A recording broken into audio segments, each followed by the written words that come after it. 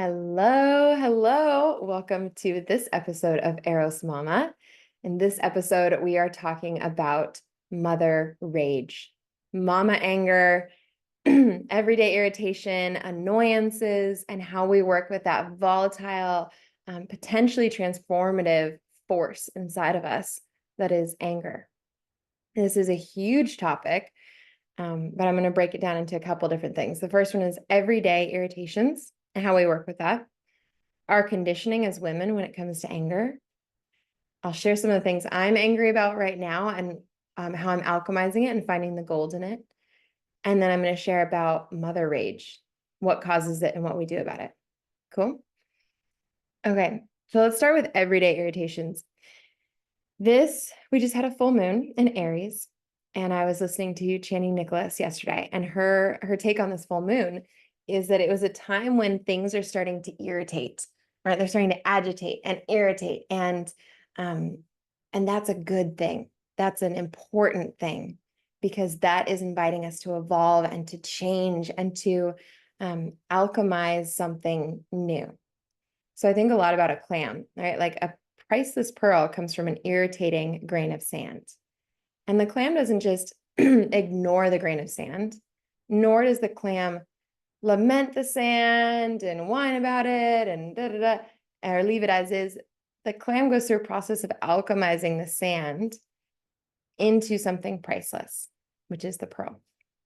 And I think the things that irritate us invite us to do the same process. So not to ignore it or push it away, nor to whine, complain, but actually keep things as they are. The things that irritate us are inviting us into a process of alchemy, a process of like turning what's irritating and painful into something that is a generosity and a gift. But many of us were not grown up with this view on anger. Like this could be a whole podcast in itself, but so many girls from the time they're little are like trained to put a smile on, put on a brave face, don't make people uncomfortable, smooth the tension.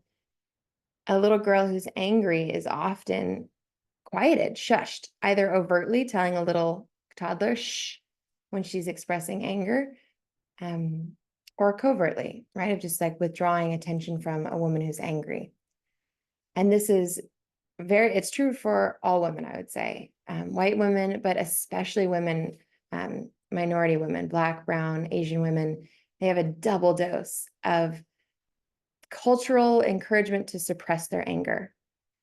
And the flip side is they also have even more reason to be angry, right? Because they're not only battling sexism, but they're also battling racism. So there's like a double reason to be angry and a double conditioning not to be the, for example, angry Black woman. So yeah, there's a lot. There's a lot in this and a lot inside of our relationship to anger and how we work with that intensity and unravel the conditioning we've received as little girls. Like, right now I'm raising a little girl. She's 3. She is so passionate and so fiery, and she gets angry so many times a day. And I really have to watch how I'm responding to her anger because I can feel the part of me, and I see it often with people around us that want to jump in and get her to rationalize over her anger, or not express it, but just talk about it, or make peace with the people around her, rather than just being in this beautiful expression of rage. Yeah, I don't know if you can relate to that. If you think back on your childhood, what you were taught and what you learned about rage and about anger. There's this beautiful quote from Alanis Morissette that I'm going to read you. In case you don't know who she is, I don't know how you wouldn't know who she is because she's famous and amazing, but she's a singer-songwriter from the 90s, one of my personal favorites. And her rage anthems like Ought to Know are forever one of my go-to rage anthems. Okay, but Alanis Morissette said, if there were a quality that I'd become the poster child for, I'll take anger, because as a woman, the main emotions that we are, quote unquote, not allowed to feel are anger and sadness. That anger is really such a powerful life force. Anger can be labeled as feistiness, or in my experience, as passion, and it's a Kickstarter. Anger can kickstart so many forms of activism. It can kickstart art. It can kickstart a scary conversation. It can kickstart someone setting boundaries. Every artist I know is angry on some level. The two life forces to move worlds in my mind are love and anger. To me, anger is a gorgeous indication of something needing to change. Isn't that beautiful? Like the idea of anger as a Kickstarter, as something that it's like, okay, it's time to change this thing. It's a force for it's an alchemical force for evolution. A lot of buzzwords in there, but basically, every time I'm angry, I notice that it's like there's an invitation to kickstart something new inside of that anger. There's an invitation for an adjustment, an evolution, a shift. So I'll tell you some of the things I'm angry about right now. You ready? First thing I'm angry about is bedtimes. Well, I have an 8-month-old and a 3-year-old, just turned 3. And bedtimes are a bit of a shit show at our house sometimes. Sometimes, not always. They can take ages from like 6:30 to 9. Occasionally it's as late as 9:30. It's just a really challenging time of, we do baths and then there's playing, and usually my partner and I are pretty tired by this point, and sometimes we get bickering, and like then the kids won't fall asleep, or they want another snack, or they realize that they didn't eat enough dinner, or they're thirsty. And yeah, so I noticed last night the kids didn't finally fall asleep until 9:30, and I was so looking forward to having that time with James and I and with myself, and I felt angry. So that's one thing. I'll give you 3, and then I'll tell you what the goal is. The other thing I'm angry about is we live in Bali, and there's a lot of trash here. Like there's a huge trash problem. There's not a good system of collection, and there's not a culture of picking up after ourselves. And so like my street often has bits of plastic all over it, and that drives me just crazy. Every time I go down the street, I'm like, why is there plastic in my street? It's so gross. And I feel so mad about that. Yeah. And then the last thing I feel angry about is that we are going through the day as a family of 4, like tending to everyone's needs and like eating and sleeping and taking care of ourselves.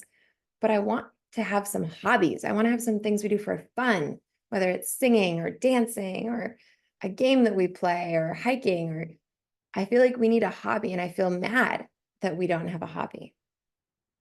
So these are my three things that came up when I was like, what am I irritated by right now?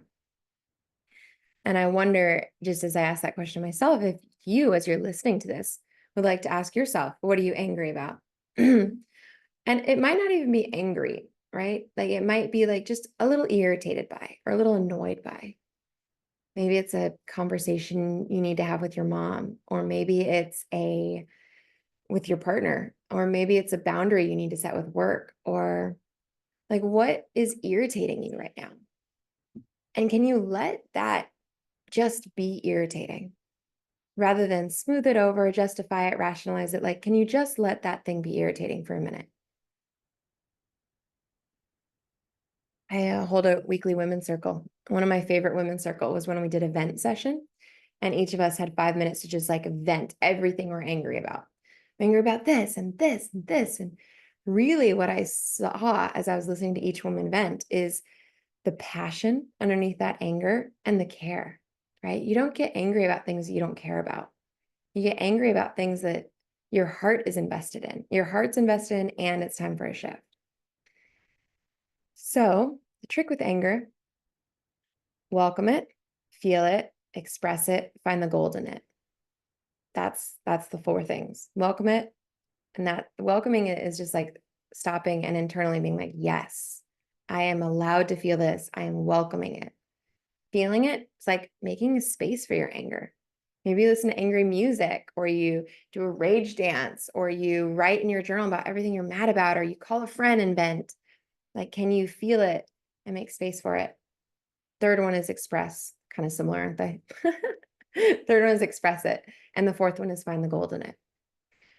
So if I think about the three things I'm irritated about right now, the gold in it is pretty clear to me. So with bedtimes, the goal is like, we need to shift this as a family. Like we need to go back to the drawing board and rethink how we do bedtimes. Like, is it time for my oldest to drop her afternoon nap so she can go to sleep more easily?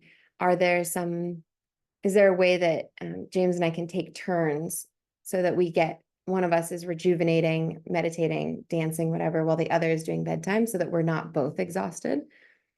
Uh, yeah, there's just some space to brainstorm around that because my irritation is showing me that the way we're doing it is not working for me anymore.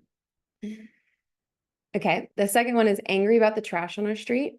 Again, that's like my anger is a Kickstarter into something. So then I have a question of like, well, what do I want to do about it? Do I want to take responsibility for cleaning up the street once a week? Do I want to rally the neighbors and talk about this and talk about like how we can handle trash? Yeah, I think where I'm probably going to go with this one is to do like once a week. My family walks down the street and we have like these little trash picker uppers and trash bags, and we just pick up trash. And as we do it, sometimes the neighbors get curious and sometimes they jump in and help, but we start by doing that. Yeah, so I think that's what I'll do with that anger. And the anger about our lack of hobbies and family fun activities, I think what I'll do about that one, that's like kickstarting an exploration for me of like, as my kids enter this new phase, my littlest now can crawl and pull to standing. And so he's much more active. And my oldest has like so many words and stories. I feel like there's an invitation into a new activity that we can do together that's different from 6 months ago when we had a newborn and a 2.5-year-old. So yeah, I'd like to think about what that could be. Yeah, so those are the steps of working with anger. Easier said than done, but so important. I want to talk briefly about mother rage because I feel like mother rage is this unique blend of intensity when it comes to anger. And I I don't think I've met a mom yet who hasn't had moments of mother rage. I'm it's I'm almost like it's such a big thing, but I'll just do like a little touch on it and then we'll see where we go. First one is like, why does mother rage happen? Right? Like this feeling of like deep anger. Maybe it's water.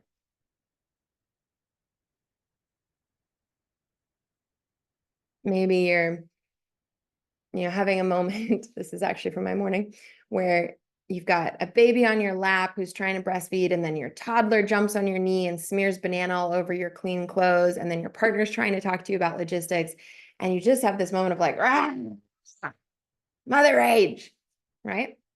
Has anyone ever had that moment? If you're a mama listening to this, my guess is you have had your own version of it. And I think those moments happen for a few reasons.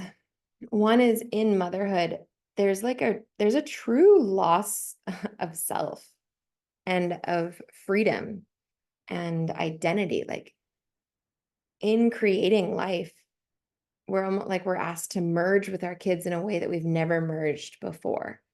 Right? Like in that moment, like I had a baby literally feeding from my body and another baby like climbing onto my body, and like they these little ones are from our bodies and maybe being nourished from our bodies. And so our boundaries have dissolved, and anger is usually like a need for boundaries, right? Like a need for space, for boundaries. And that is hard to come by in motherhood. Like even going to the bathroom alone. Often I go to the bathroom, my toddler's like, I want to come, I want to come. And I'm trying to peeing while holding a baby and a toddler on my feet. And all of those moments, right? If they're causing mama rage, might be an invitation to create a little bit of space in some way, a little bit of freedom or sense of self.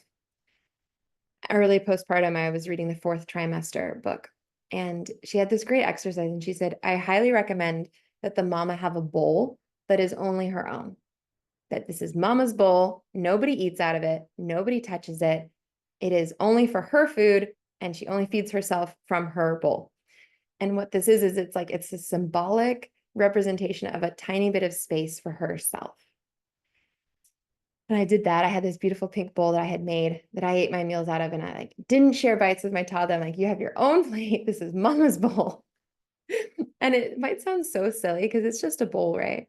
But it's also a symbol of something. It's a symbol of like still valuing ourselves as a woman, as an individual entity, even while being deeply in service to another. One of my other like analogies is we travel a lot. And I decided earlier, I'm like, I want my suitcase to be mine, just my clothes, my toiletries, my things in my suitcase. And then our other suitcase, James has, and he shares with our kids, which is great because he packs really light and it works space-wise. And I felt so silly at first saying that, but there was something like when my stuff is all commingled with everyone else's that I felt like angry and a little bit panicky. And I was like, I need some space. So I think that mother rage is really like it comes up in an invitation, like, where do we need some space for ourselves? Like, what do we need to claim as mine, my space?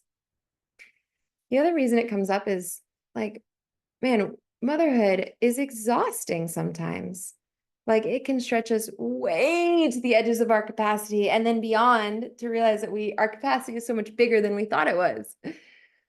Right? So our nervous system might be at times in survival mode more than we're used to because of this, lack of sleep or eating or whatever. Your basic needs might not be met. Your nervous system might be more heightened, more in survival. And when that happens, it's easy to flip into fight, flight, freeze, fight, flight, freeze. Yeah, our survival mechanisms. So yeah, that's a few things that can come up with mother rage, why it happens. I also just really want you to know if you're listening to this and you've had moments of mother rage, you are not alone and there's nothing wrong with you.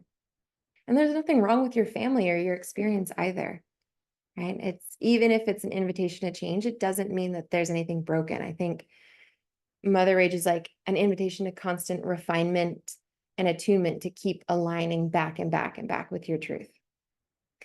So what do you do when you're feeling mother rage, right? First thing I would say is like, find a safe space to express it.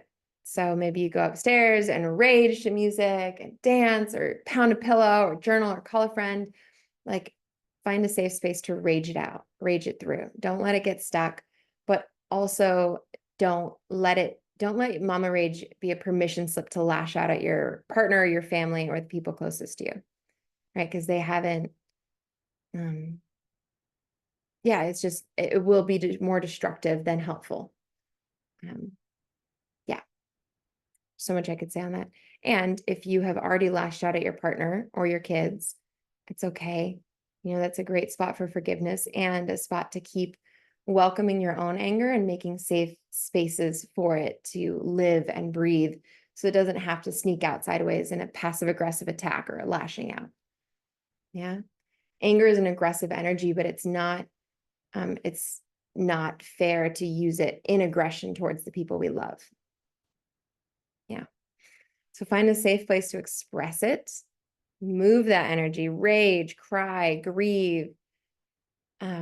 I recommend this either in solo practice or with like someone outside of that moment who can hold space for you, which is probably not your partner. Maybe it is, but take it from me. Sometimes they are not available for that, especially if the rage is against them, towards them.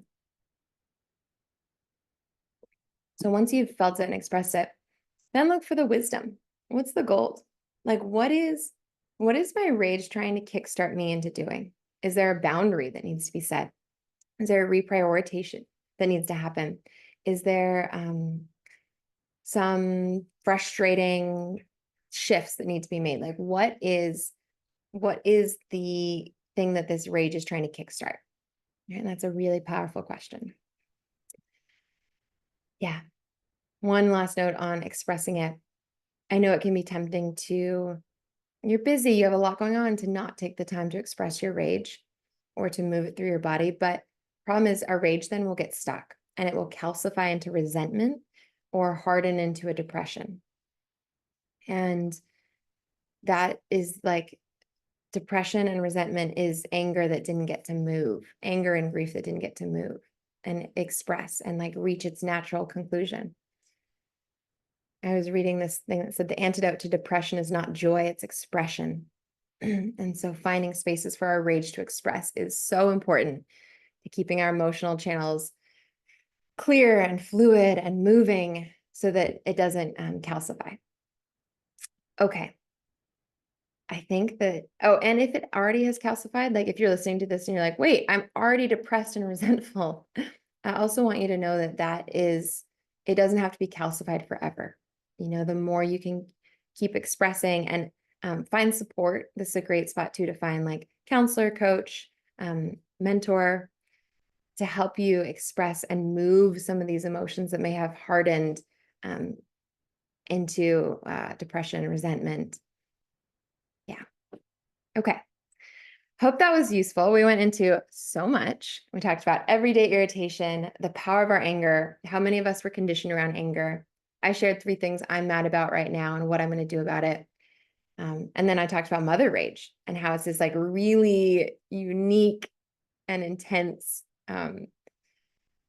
shared experience around every mother that I've talked to and what the invitation is inside of mother rage. All right. Hope you enjoyed this episode. Let me know if you did. Please, if you loved it, please leave a review. If you have any comments on this podcast or reflections, thoughts, drop me a note on Instagram. I would so love to hear from you. And yeah, it's such a joy to read your insights and what you're getting from this podcast.